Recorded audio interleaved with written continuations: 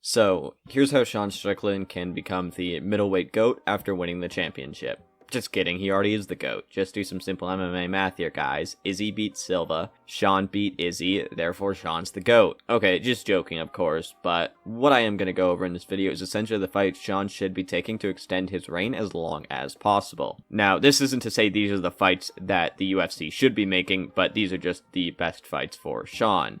And I mean, if everything goes perfectly for him, he's only a year older than Silva was when he first won UFC Gold, so in theory it is possible he could become the middleweight GOAT, just not realistic. Considering even when Chimaev was fighting in welterweight, Sean trained some grappling with him and got tapped out repeatedly, not to mention DDP's masterclass on Robert Whittaker, so Sean needs to be calling for fights with guys he knows he can beat. So, what should our boy Deshaun's first defense be? Well, I think Dana already picked the best option for him, and that's a rematch with the Chinaman. Now, I agree with all you guys out there, since it does seem to be most people, that Izzy does not deserve the rematch. He's 1-2 in his last 3, and Sean totally outclassed Izzy in the biggest champion upset in UFC history. The only person I can think of who picked Sean was Alex Pereira, so yes, Izzy doesn't deserve the rematch, but Dana wants it because, let's be real, that's where the money is, since Izzy versus Sean 2 will likely be massive, and if Izzy does get the belt back, Dana then gets his Izzy versus DDP Real African Brother title fight. If he doesn't, he still gets to milk the Chinese cash cow one last time as a pay-per-view headliner. But why would this be Sean's best bet? Well, it's clear now that Sean has learned to block and check kicks, unlike in his Abu Magomedov fight,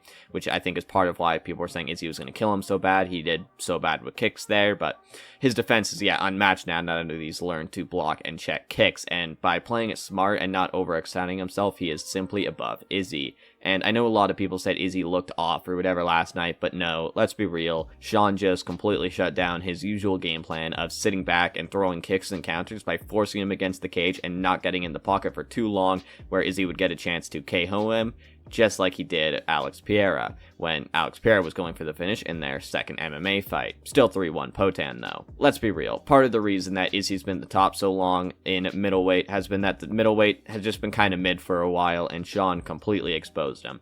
I don't think there's a lot Izzy could do to win in a rematch, especially if Sean decides to take it to the ground next time, which is what he trained for this time, but as he put it, the boxing autism took over, and Sean is simply a better striker than Izzy, and most likely vastly outclasses Izzy on the ground as well. So, what's next for our boy Deshaun after he leaves Dana and Izzy in tears? Well, I think he calls to run it back with Jared Cannonier, since while yes, he did lose that first fight, it was a split decision that many thought he won. So, with the massive improvements we've seen in Sean games just over this year alone, chances are he manages to defeat the Killer Gorilla in their rematch. Plus, Jared, I'm sure, would be down for this match, considering this would be his best shot at gold compared to having to fight someone like DDP, and he did weigh in as the backup fighter at UFC 293. What I think Sean would do here is essentially just a mix of Izzy's fight with Cannonier and Sean's fight with Izzy, point fight him.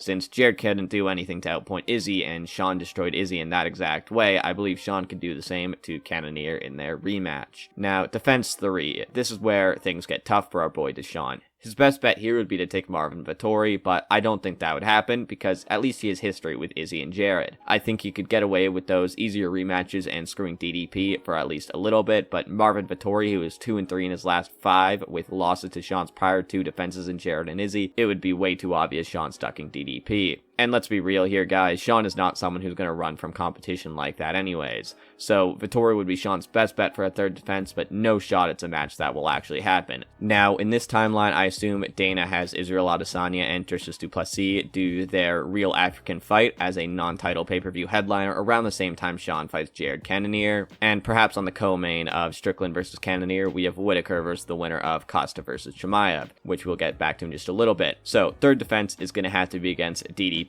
assuming he wins against Izzy. Even if he doesn't, I think he would still deserve it over Izzy, let's be real, especially if Sean's beat him twice, and I think realistically this is where Sean's reign would end. On the feet, I don't think Sean will be able to walk down Dricus du Plessis against the fence the same way he did Izzy. Then if Sean goes to the ground, DDP will likely outgrapple him. And if they just start getting into a sloppy boxing fest, DDP has just got way too much heart. I think even too much for Sean to try and handle, no matter how crazy Sean may be. So even if Sean's reign ends here, he would likely go go down as an all-time favorite champion. But if Sean somehow pulls it off against DDP and there is no rematch, I think his next defense would be against the winner of Costa Chimaev Whitaker, assuming defenses 1 and 2 are in 2024 and 3 and 4 in 2025. He would then need to defend the belt twice a year until he's 38 to reach a grand total of 12 title defenses to not just become the middleweight GOAT, but the ultimate MMA GOAT with the most title defenses in UFC history. Now, Sean is incredibly outspoken. He will hype the